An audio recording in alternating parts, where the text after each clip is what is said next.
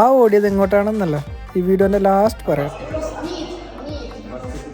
ജപ്പാനിൽ ഇന്നത്തെ വീക്കെൻഡ് എങ്ങനെയാണെന്ന് കണ്ടോളാം. ഇന്നൊരു അടിപൊളി ദിവസമായിരുന്നു കേട്ടോ. എന്റെ റൂമിൽ നിന്ന് 2.5 കിലോമീറ്റർ മാറിയുള്ള ഹക്കാത്ത പോർട്ടിലേക്കാണ് ഇന്ന് പോയത്. ജപ്പാനിൽ വന്നിട്ട് 1 വർഷം ആവാറായി. പക്ഷെ ഞാൻ ഇന്നാണ് മനസ്സിലാക്കിയത്, ജപ്പാനിൽ ഇതുവരെ ഞാൻ ഒന്നും കണ്ടിട്ടില്ല. തൊട്ടടുത്തുള്ള ഈ സ്ഥലം പോലും ഞാൻ കാണുന്നത് ഇവരിന്ന് കൊണ്ടുവന്നോണ്ടാണ്. ഇതാണ് ഹക്കാത്ത ടവർ. നമ്മൾ ഇതിന്റെ മുകളിലുള്ള വ്യൂ ഒരു രക്ഷയില്ല കേട്ടോ. ഇതിന്റെ മുകളിൽ നിന്ന് ഏകദേശം ഫുക്കുവോക്ക സിറ്റി മൊത്തം കാണാൻ പറ്റും.